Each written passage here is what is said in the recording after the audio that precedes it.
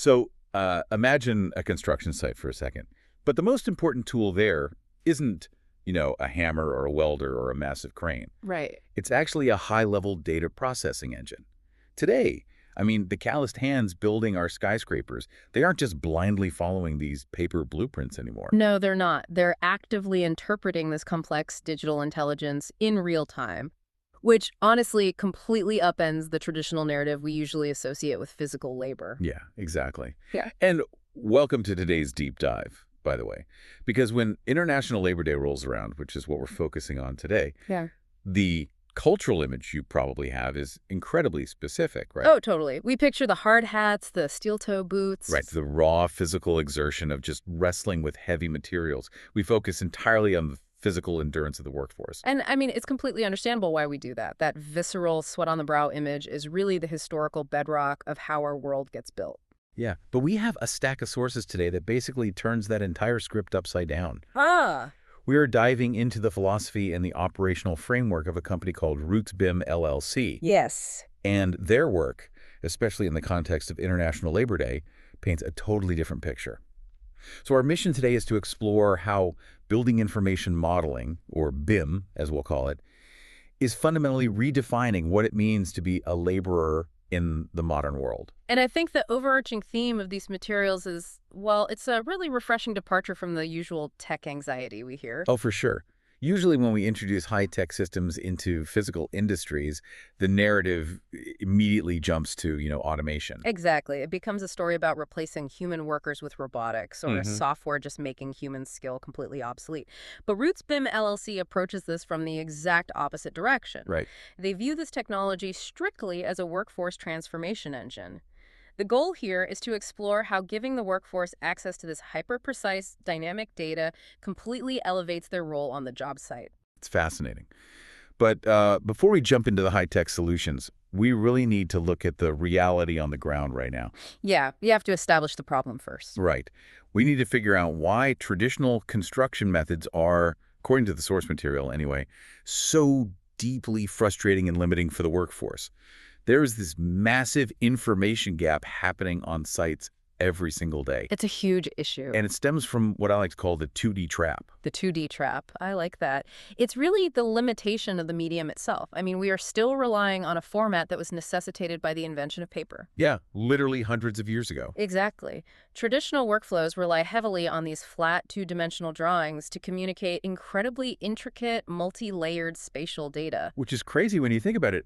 Handing a site worker a 2D drawing and just expecting them to seamlessly build a highly complex 3D structure out of it, it creates massive headaches. Oh, absolute nightmares. The text outlines these major interpretation challenges that cascade into just huge communication gaps. Right, because you have different trades. You've got electrical, plumbing, structural, and they're all looking at their own flat paper. Yeah, trying to imagine how their flat paper interacts with everyone else's flat paper. Exactly. And it leads to increased rework because things inevitably get installed in the wrong place. Plus, it introduces severe safety risks. Well, yeah, because translating a flat line on a piece of paper into a physical, three-dimensional object in real space, that is cognitively exhausting. It really is. It requires a tremendous amount of spatial reasoning, Yeah. and asking someone to perform that mental gymnastics perfectly every single time while standing in the mud. Under the immense pressure of a construction schedule, too. Right. It's a recipe for failure. The system practically guarantees errors. Okay, so think about the last time you tried to build a highly complex piece of IKEA furniture. Oh, man. Don't remind me. You know the ones.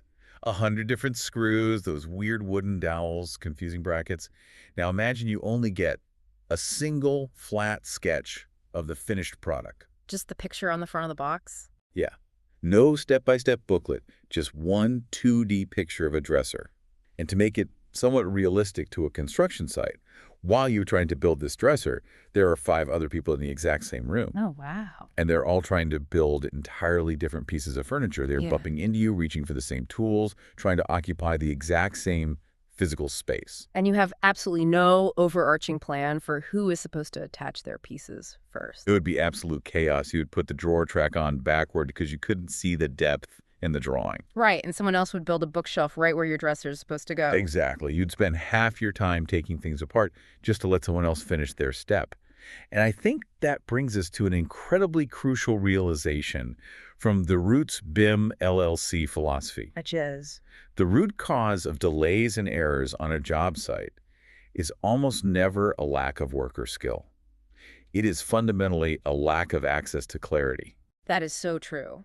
We culturally have a terrible habit of blaming the hands for a mistake when really the hands were simply acting on ambiguous information. Yeah, the craftsmen and craftswomen on these sites possess immense skill. Incredible skill. The bottleneck on a modern job site isn't their physical ability to weld a high-pressure pipe or run a complex electrical conduit.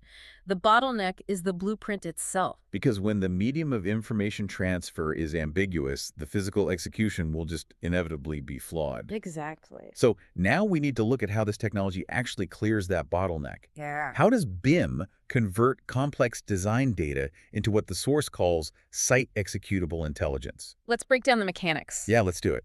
So the first component is 3D visualization models. Instead of staring at a flat piece of paper, a worker out on the site pulls up a tablet. Right. And they can literally spin a highly detailed 3D rendering of the building around with their fingers. They see the pipe routing exactly as it should look in the ceiling, fully layered into the physical space. See, and that entirely removes that cognitive load we were just discussing. The mental gymnasts. Exactly. The worker no longer has to mentally extrude a 2D line into a 3D object. They can use their mental energy for actual problem solving and installation. Rather than just trying to decipher the intent of the architect. Right. But wait, even if you can see it in 3D, what happens when the digital model is just as crowded and chaotic as the real room? What do you mean?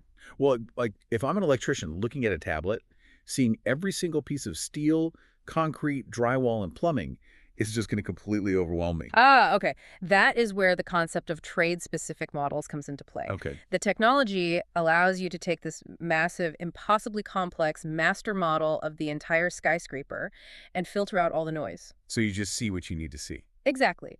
So if you are on the MEP team, that's mechanical, electrical, and plumbing, you receive a model that isolates and highlights specifically your scope of work. Yeah, while ghosting out the irrelevant structures. It simplifies the execution by providing only the data necessary for the task at hand. Okay, so the electrician sees their wires, the plumber sees their pipes. But what happens when the architect's grand design accidentally routes a massive air conditioning duct straight through a load-bearing steel beam? Which happens more than you'd think. Right. Does this software just give us a really pretty high-definition 3D picture of an impending disaster? Not at all. That actually leads us to arguably the most powerful mechanical feature of BIM, which is clash detection. Clash detection. Yeah. The software uses algorithms to analyze the geometric volumes of every single system in the building. It actively scans for intersecting physical objects. Just looking for those collisions. Exactly. If that AC duct runs into that steel beam, the computer flags it in bright red long before anyone even breaks ground. Okay, let me push back on that for a second. Sure. If we are relying entirely on a computer algorithm to find all the errors, doesn't that run the risk of making the workforce lazy? How? Well, what happens when the software misses a real-world variance? I mean, construction materials aren't always perfect. A concrete pour might be off by half an inch. Right. If the worker is blindly trusting the tablet, aren't we just trading one type of error for another? That is a very valid concern, and it really strikes at the heart of why this is a tool and not an automaton. Clash detection handles the massive, complex geometric conflicts that human eyes easily miss across thousands of pages of blueprints. The big stuff. Exactly. It solves the architectural and engineering clashes in the digital space, which costs practically nothing to fix. Oh, that makes sense. Right. And by eliminating those massive systemic errors beforehand, you free up the human worker to focus entirely on those real-world variances you just mentioned. Like the uneven concrete. Exactly. You aren't making them lazy. You are removing the impossible busy work so they can apply their actual physical expertise to the unpredictable nature of the site. So it filters out the major catastrophes so the human can handle the micro-adjustments. Precisely. Okay, that makes sense. But there is another term in the source notes that genuinely loses me. What's that? It mentions 4D sequencing. Ah, yes. Now, 3D makes perfect sense to me. Height, width, depth. I understand mapping physical space. But what on earth is the fourth dimension in this context? Right. Are we modeling time travel? I mean, how do you map a dimension you can't even physically see? Time is exactly the fourth dimension here. Wait, really? Yes. To understand how it works, think of a traditional construction site. You have the spatial blueprint showing you where things go. Right. And then, completely separate from that, you have a massive, complicated spreadsheet or Gantt chart telling you when things should happen. Yeah, those spreadsheets are a nightmare. They really are. Well, 4D sequencing merges them. It links the highly detailed 3D spatial model directly to the project schedule. So it's taking the timeline and attaching it to the geometry. Exactly. Think of it like a digital symphony conductor.